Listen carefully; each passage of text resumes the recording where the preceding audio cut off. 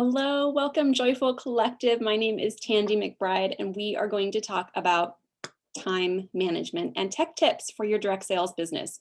Specifically, since I am a leader here with the Body Shop at Home, we're going to hone in on some things that will help you with your Body Shop at Home business. But even if you're working on other things right now, or you just have a busy life, I hope that there's some value here for all of you.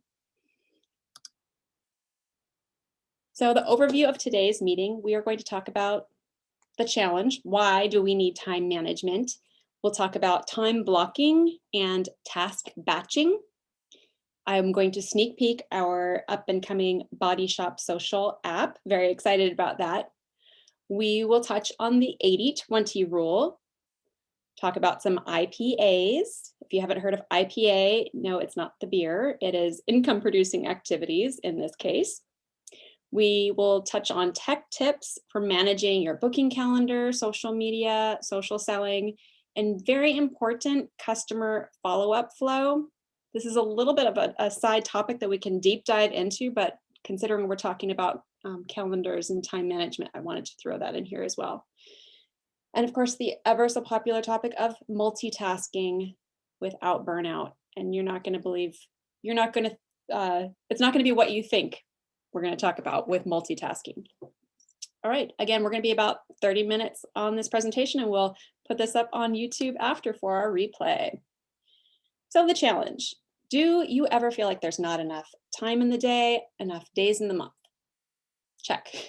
Are you consistently late for appointments, missing out on things that are important to you just because you weren't able to fit them into your busy schedule? Do you find yourself scrolling social media endlessly, getting sucked into non-productive activities, stuck on the couch, watching news, or just not able to get motivated to start a new task? You can comment in the thread here if any of these pertain to you. Do you feel overwhelmed by life's responsibilities and exhausted by chasing that to-do list? Do you hear yourself saying, I don't have time for that, or I'll get to that tomorrow? I can pretty much guarantee you, if you are a modern direct seller or just a human living in this modern time, one or all of these apply to you, right? Now, your time is your most precious resource. I want to help us talk about developing time management skills so that you can do more things that you love. Now, this one's an interesting graphic. If you see all the stripes on the beautiful chart here, on the left, you see what most people do. And then you can see how you can optimize with time blocking. Now, what is time blocking?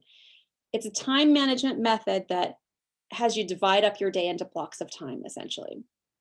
Each block is dedicated to a specific task or a group of tasks, and only those tasks. So instead of keeping an open-ended to-do list that you're just overwhelming just your to-dos, like, does anyone ever finish a to-do list? Really? No. You'll start every day with a schedule that lays out what you're going to work on and when. So I want to draw attention to, first of all, if you see the time blocking schedule and you have that big green square, for example, someone might be working on creating client proposals. Now in our industry, that would be, something else entirely, but you could put a big block of time for one subject that you're doing. On the left, you can see most people kind of jump from sending an email, then having a meeting, then doing a proposal, then social media, then another email. Like you're just hopping between all these different things, all your different tabs open, just jumping back and forth. What I want you to see from this, though, is not the different style of how to get through your to-do list in a day, but it's, hey, the chart on the right, their workday ends at 5 o'clock. The chart on the left ends at 7 o'clock. That's 2 hours more time condensed and streamlined.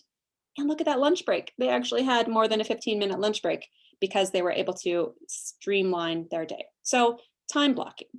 Now let's talk a little bit about a variation of time blocking, and that is task batching.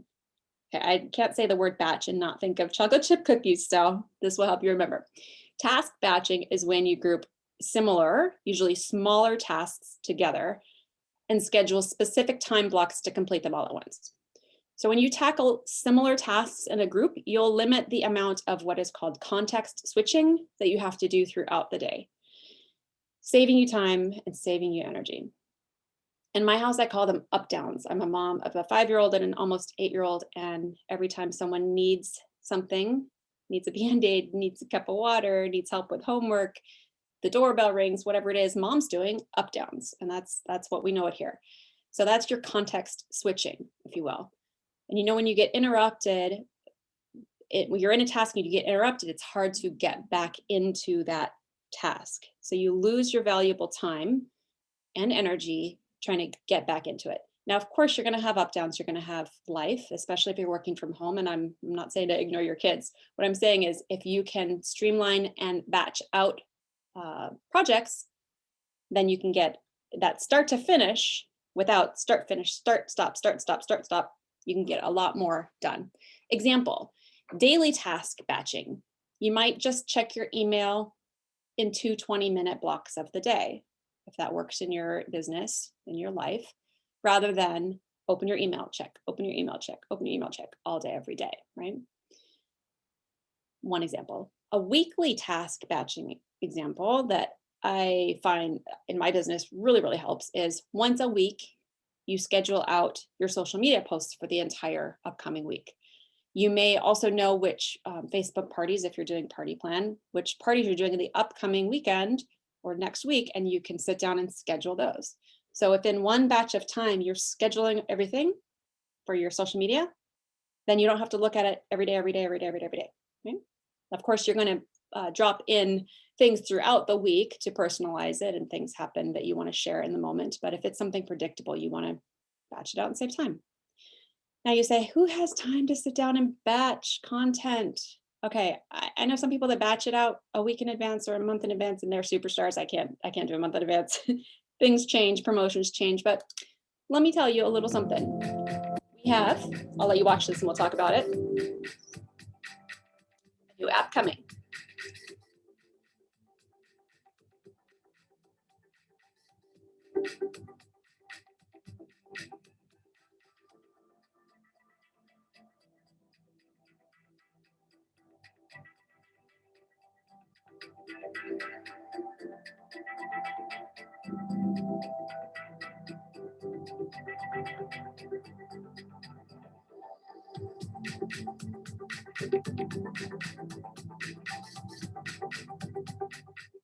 So comment in the chat how that makes you feel. Excuse me. Now in the US, I was part of a pilot program to test out this app we're calling Bodyshop Social. Excuse me. And these are a couple of the posts that I was able to schedule using the app. The graphics were already in a library for me. I logged in. The verbiage of the post was already set, and the hashtags were set, and a link to my personal website, sometimes to that exact product, was already set. Now, everything that I scheduled on Bodyshop Social for Joyful Collective team page, I didn't put my personal website in. I directed them to our joyfulcollective.com to find all of you guys. But the cool thing is, in 5 minutes flat, I had all of my standard marketing posts such as these scheduled for the entire week ahead on both our team business page as well as my personal business page. And I even threw some into my VIP group. Now, you don't want only product posts. Of course, you're going to want, interactive content too. And Bodyshop Social has fun posts as well. And then you're going to personalize it yourself. There's also a way that you can go in and adjust graphics and add stickers and make your own posts. And all of the verbiage is completely customizable. So, and not everyone, not everyone's posting the same thing at the same time, the same days. It actually rotates content, and it's pretty darn cool. Anyways, this is coming soon. So while you're all excited about that, I do want to talk about the 80-20 rule. In the comments, if you've ever heard of the 80-20 rule. It's actually, I think, was invented, if you will, discovered hundreds of years ago. It's called the Pareto Principle. And it's not only for time management, also life management. What it boils down to is that 20% of your activities will make up 80% of your results. Okay. So this concept suggests that 2 out of 10 items on your to-do list will be worth more than the other 8 items put together. Okay. My takeaway from this is, well, you can use the 80-20 rule throughout the day, throughout your life. 20% of the people you contact will make up 80% of the people who um, either join as your customers or host parties or join your team. 20% of the customers in a party will make up 80% of the sales. For example, it's an 80-20 rule is found throughout science and throughout life, and you'll start to see it kind of everywhere. But what my takeaway again is that if you know that 20% are the juiciest things on your to-do list, you want to put those at the top of your to-do list. In fact, the planner I have, and I know you can't really see this, planner I have has a today's top 3, and then a to-do list, and then a today's schedule. So I do my today's schedule for time blocking. My top 3 are those 20% things that are going to bring me the most reward, are the most important in my life personally or for business. Then the must-haves have to do today, right? So put those at the top of your list.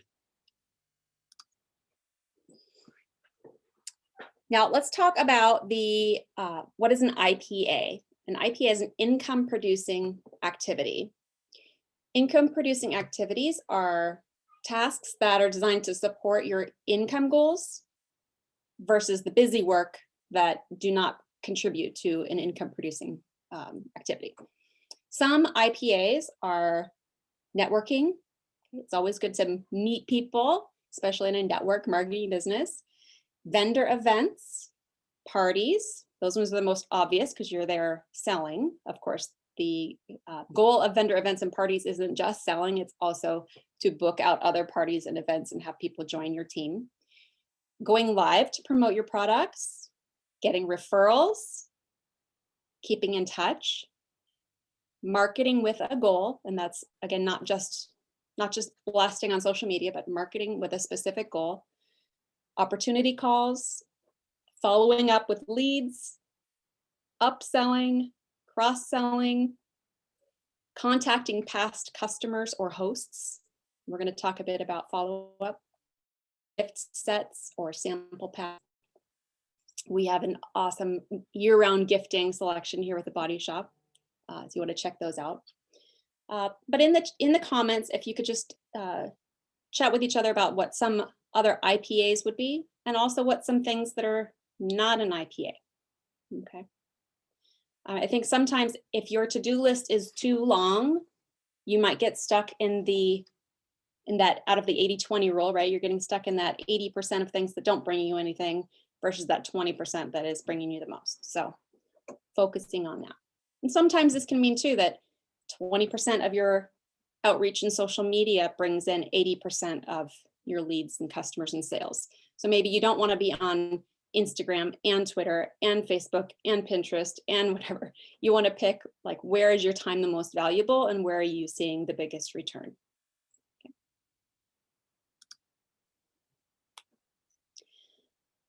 So technology, I know, can be scary for some people. It can be, out of your comfort zone.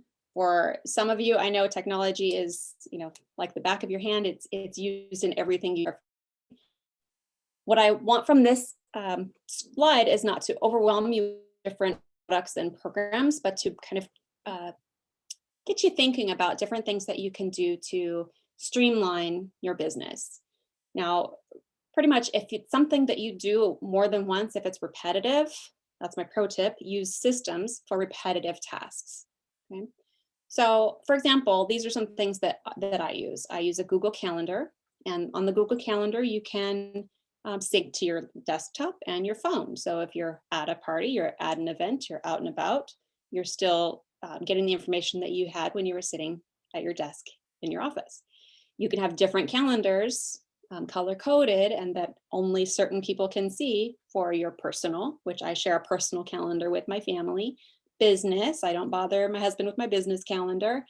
Team calendars as well. I have a leader calendar where we can post our trainings and leadership events there as well. Now, the cool thing about Google Calendar is it syncs with a lot of programs as well. Like I use Calendly, and there's a lot of different booking apps out there. Calendly I use because it does sync to my calendar.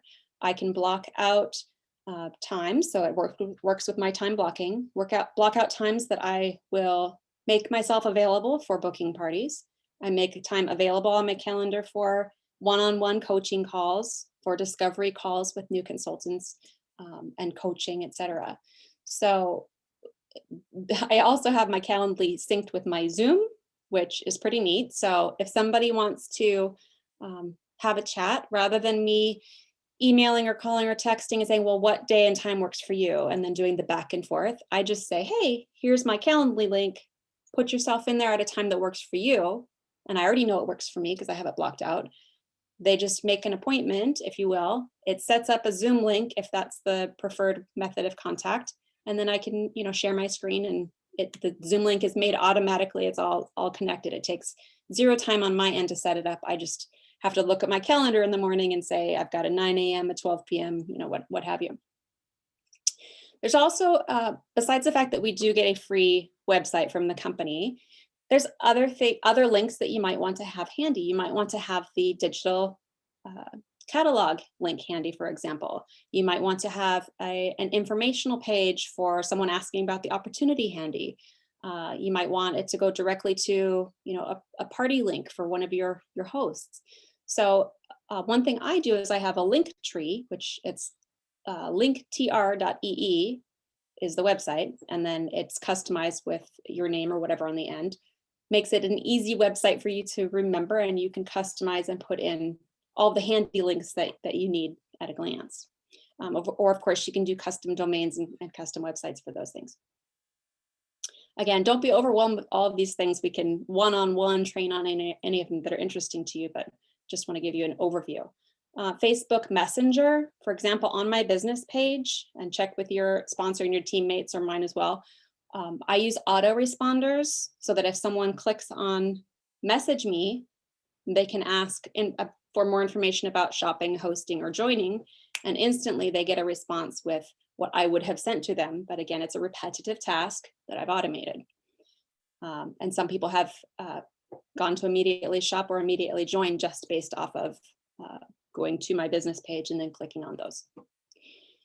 Sometimes people just say, I would like more information, please. More information about hosting a party, more information about joining, what have you. So you could make a landing page. There's a whole lot of them out there. I have one on S'more, which is it's basically a website / newsletter.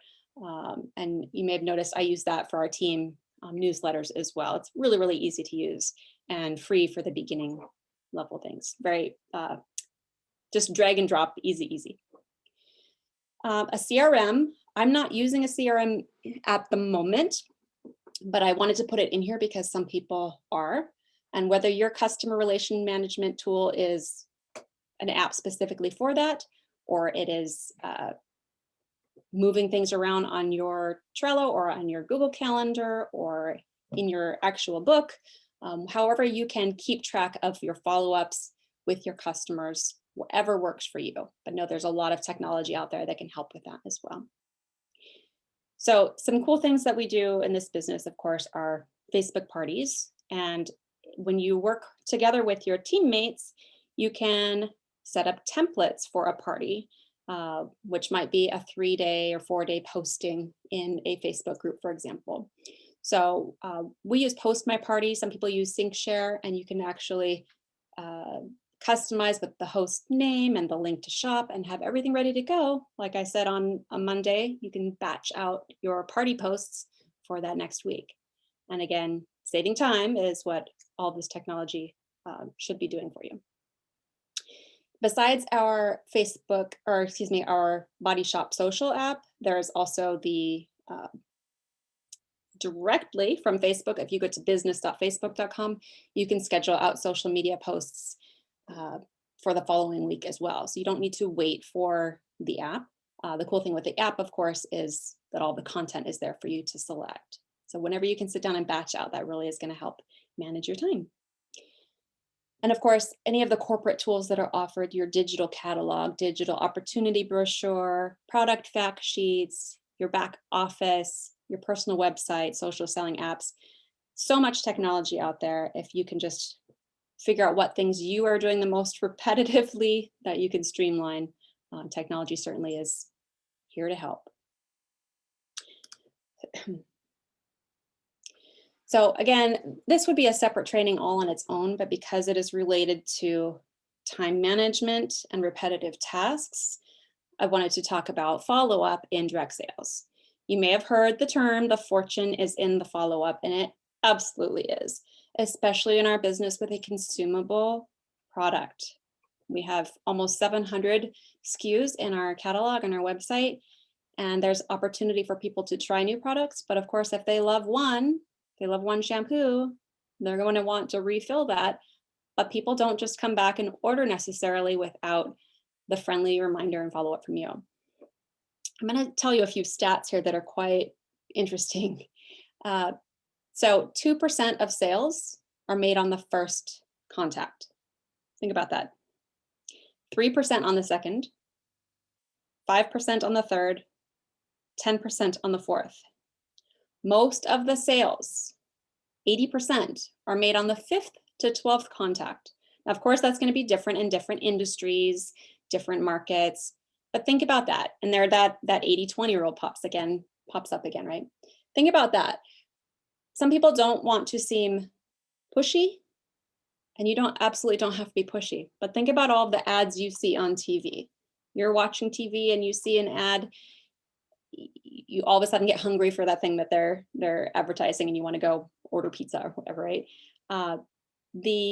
If you'd only ever seen one pizza ad in your life and then like completely forgot about it, you probably wouldn't be thinking about ordering pizza, right? So advertising and follow-ups work. Now, another interesting part, 48% of salespeople never follow up with a prospect. Okay, are you guilty of this? Have you asked someone if they wanted to shop with you, host you with you, join you, and never follow up? 25% make a second contact. 12% make only 3 contacts, and just 15% of salespeople make more than 3 contacts. So again, that 80-20 rule. Again, only 15% of salespeople make more than 3 contacts. That means 85% of salespeople are missing out on 80% of the sales. So my point being, follow-up is important. So how can we relate that to our industry? I have a very nice little plan. So I don't know if you've heard of the 2+2+2 customer follow-up system. You can adapt this to however it makes sense for you, but start with this framework.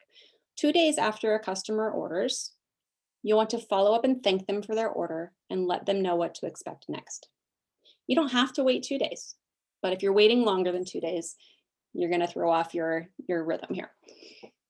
So what you'll like to do is let them know that you're grateful that they are your customer and hope that you can be their Body Shop at Home consultant. Make sure they have your number saved in their phone so that, if you text them, they know it's you popping up, or they can get back to you right away to place another order. And let them know right there that you love referrals. Okay?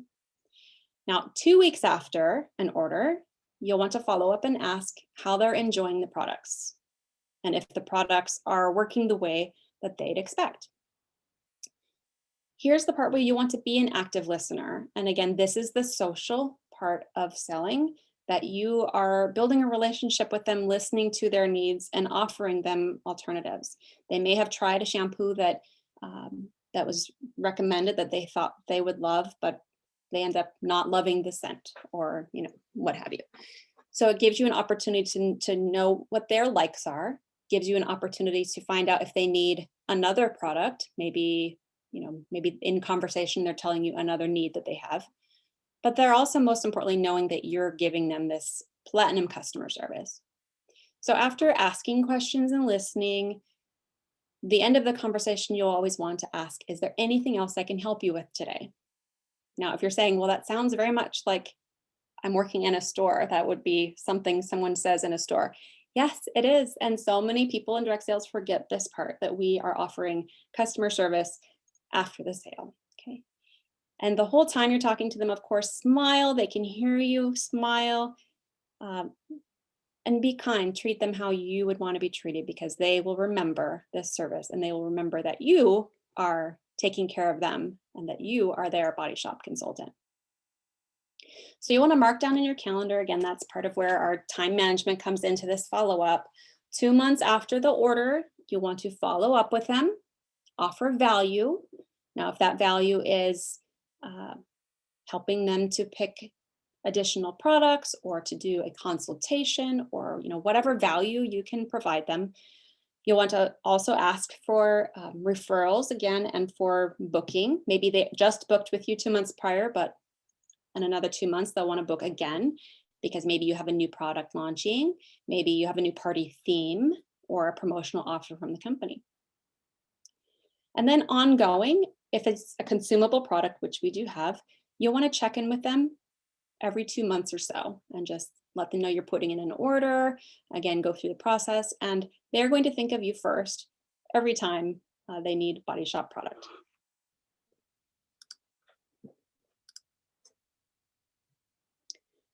Okay, so we told you at the beginning we would talk about multitasking. How do you multitask without burnout? You kind of don't, okay? In the sense of, you can see at the top of my page, all of these tabs open. Okay, that's the tabs I had open this morning. That's actually my computer. I had to close a bunch of them before we started this meeting. So let me tell you about not tech multitasking, but human multitasking.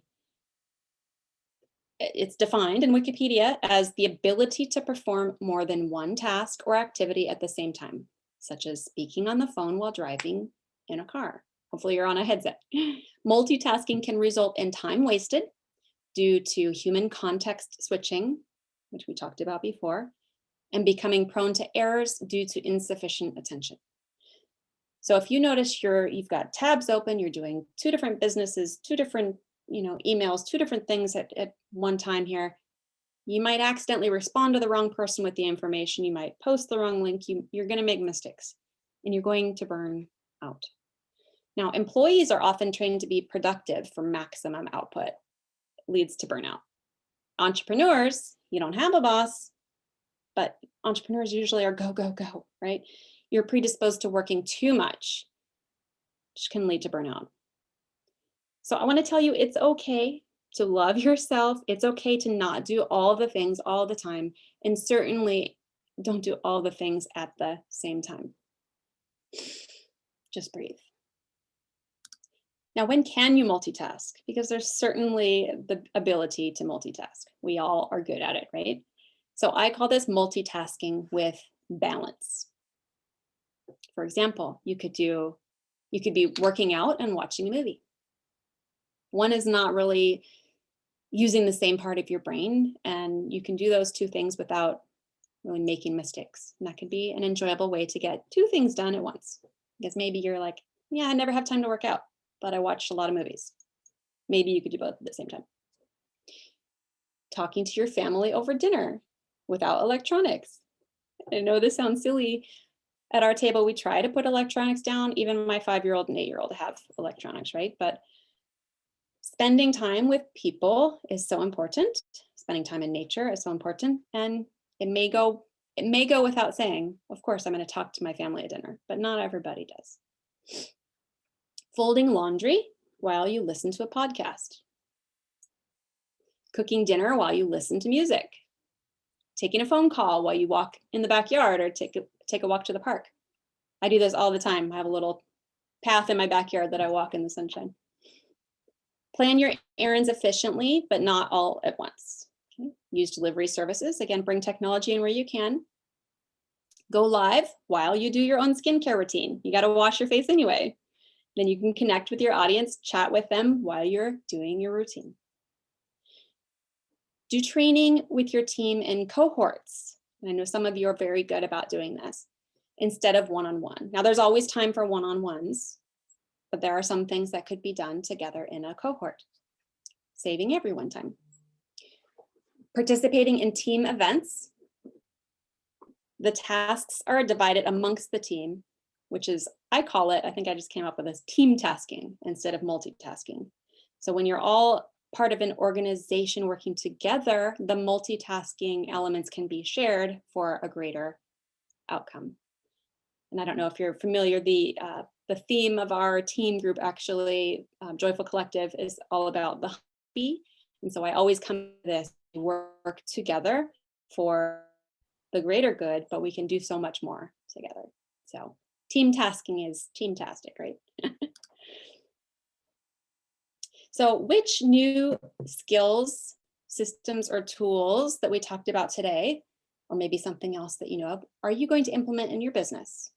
You put it in the chat. There's just a little image of some favorite shea butter products that we have with the Body Shop at home. So thank you for your time. I am going to stop the record, stop the share, and open it up for discussion.